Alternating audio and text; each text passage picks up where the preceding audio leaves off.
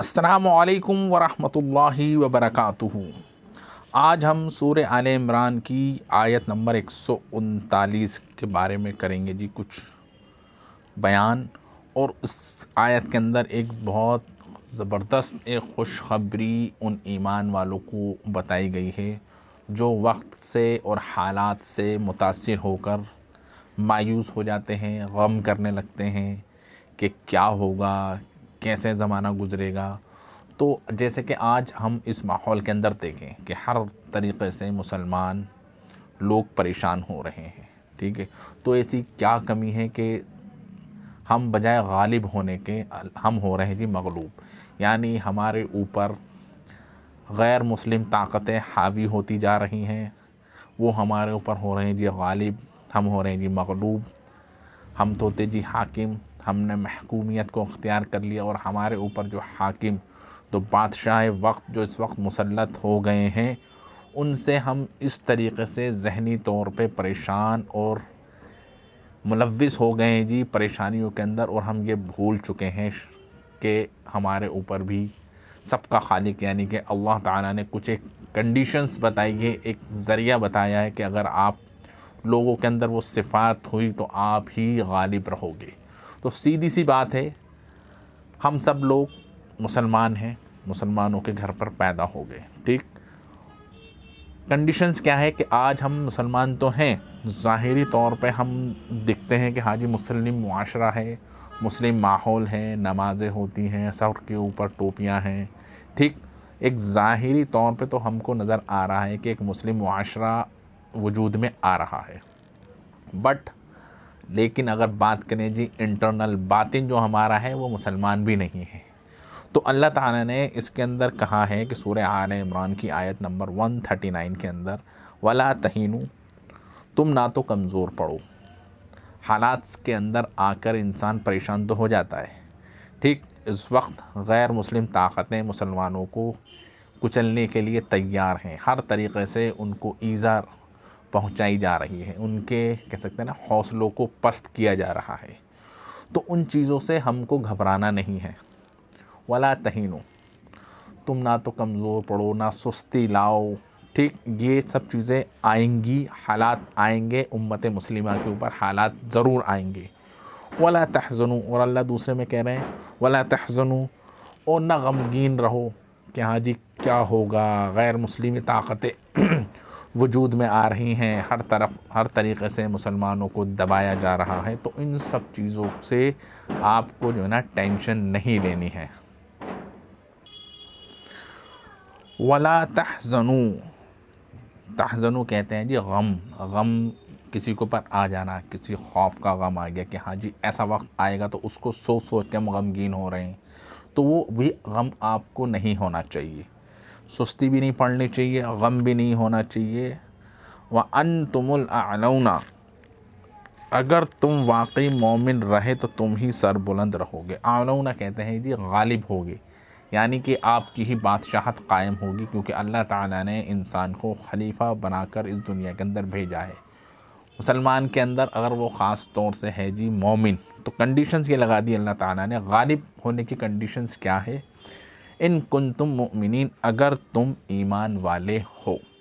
تو جو ایمان کی جو صفات ہے نا، یہ انسان کو سب سے زیادہ ممتاز بناتی ہیں، سب سے زیادہ سربلند اور سرفراز کرتی ہیں دنیا کے اندر۔ وہ کیوں؟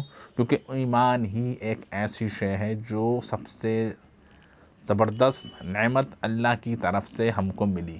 ایک غیر مسلم اس کو ایمان کی حقیقت نہیں پتہ، ایمان کیا ہے اس کو نہیں معلوم۔ مسلمان تو ہے، اسلام کو ایکسیپٹ کر لیا، وراثت کے طور پہ ہمارے باپ داداؤں کی طرف سے ہم کو اسلام کی نعمت مل گئی، پر حقیقت میں کیا واقعی ہم مومن ہیں؟ مومن کیا ہوگا؟ مومن تو وہی ہوگا نا جس کو اللہ تعالیٰ کے وعدوں کا یقین ہو، اور اللہ تعالیٰ نے جو قرآن کے اندر کہا ہے، آپ صلی اللہ علیہ وسلم نے اپنی احادیث کے ذریعے جو چیزیں بیان کی ہیں ان کو ہم مانتے بھی ہیں نہیں مانتے۔ ایمان کا تقاضا یہ ہے کہ وہ ہر احکامات ہم کو ماننے پڑیں گے جو اللہ تعالیٰ نے اپنے قرآن کے ذریعے اور آپ صلی اللہ علیہ وسلم نے اپنی سیرت کے ذریعے امت کو دی۔ اگر ہم ان سب چیزوں کو مانیں گے تو واقعی میں ہم ہوں گے جی مومن۔ صرف کلمہ پڑھ لینے سے، نماز کو پڑھ لینے سے، اللہ معاف کرے ہماری نمازیں بھی ہم سب لوگ جانتے ہیں کس طریقے کی ہوتی ہیں، کبھی ایک بھی نہیں پڑھی، کبھی 2 پڑھ لیں، کبھی 5 پڑھ لیں، اور مسجدوں کے اندر تو ہم جاتے ہی نہیں، فجر کی نماز زیادہ تر گھروں کے اندر ہم پڑھتے ہیں۔ تو یہ سب چیزیں کیا ہیں؟ یہ ایمان کی علامت نہیں ہے۔ مسلمان تو ہیں، ظاہری طور پہ مسلمان ایک دین جو ہم کو اپنی زندگی کا جو گزارنے کا جو طریقہ ہے، جس کو کہتے ہیں جی ہم اسلام ظاہری ہے، مذہبی اعتبار سے کچھ رسومات ہیں جو ہم لوگ ادا کر رہے ہیں، ٹھیک۔ بچہ پیدا ہوا، کان میں آواز دے دی، اس کا عقیقہ کر دیا، اس کا ختنہ کر دیا، ٹھیک ہے، یہاں تک ہو گیا محدود۔ جب اس کی شادی ہو جاتی ہے تو اس کا نکاح کرا دیا، ٹھیک۔ اس کے بیچ میں جو زندگی گزر رہی ہے اس کو نہیں معلوم۔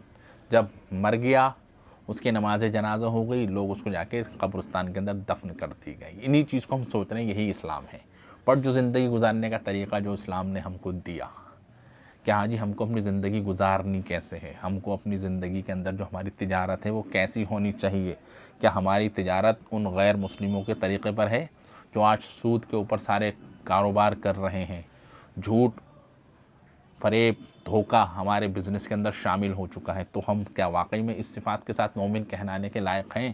نہیں ہیں، ہرگز نہیں ہیں۔ تو اللہ کا جو وعدہ ہے وہ مومنین کے ساتھ ہے، اور جنت میں بھی مومنین ہی جائے گا، ٹھیک۔ مومن وہ جو اپنی زندگی کے اندر رائی کے دانے کے برابر ایمان بچا کر لے گیا، اس کو یہ خوف ہو کہ ہاں جی میں نے جو اپنی زندگی گزاری، مجھے اپنی زندگی کا حساب اللہ تعالیٰ کے سامنے دینا ہے۔ وَلِمَنْ خَافَ مَقَامَ رَبِّهِ جَنَّتَانِ، جو جس نے یہ حقیقت سمجھی اور جو اللہ تعالیٰ سے ڈرا اس نیت سے کہ مجھے اپنی زندگی کا حساب دینا ہے، وہ تو ہے جی مومن۔ تو مومن کے ساتھ اللہ کے وعدے ہیں۔ اگر مومن کو غم بھی آتا ہے، پریشانی آتی ہے، تو وہ مایوس نہیں ہوتا، ٹھیک۔ کچھ وقتی طور پہ اس کو ذہنی تناظر کے ساتھ گزرنا پڑتا ہے، پر حقیقت میں سربلند وہی رہنا ہے۔ آپ صلی اللہ علیہ وسلم کی زندگی دیکھیں گے، 10 سال کے اندر کتنے غم کے پہاڑ توڑے گئے، پر آپ کبھی ہمت نہیں آ رہی، تو اللہ تعالیٰ نے آخر میں آپ کو سربلند کیا فتح مکہ کے اندر۔ اس کے بعد آپ دیکھ سکتے ہیں کہ صحابہ، تابعین، تبع تابعین، اسلام کہاں سے کہاں تک پہنچ گیا۔ وجہ کیا تھی کہ وہ مایوس نہیں ہوئے، ٹھیک ہے، انہوں نے صبر کرا، اللہ کے احکامات پر جمے، اس کے بعد اللہ کی مدد آئی۔ تو مدد انشاءاللہ ہمارے ساتھ بھی آئے گی۔ تقاضا یہ ہے کہ ہم سارے ایمان کی جو مطالبات ہیں، کلمے کے جو مطالبات ہیں، ان کو ہم پورا کریں۔ تو انشاءاللہ آپ کو سمجھ میں آیا ہوگا کہ ہاں جی اس آیت کا کیا مطلب ہے، وَلَا تَهِنُوا وَلَا تَحْزَنُوا وَأَنْتُمُ الْأَعْلَوْنَ إِن كُنتُم مُؤْمِنِينَ۔ السلام علیکم ورحمۃ اللہ وبرکاتہ۔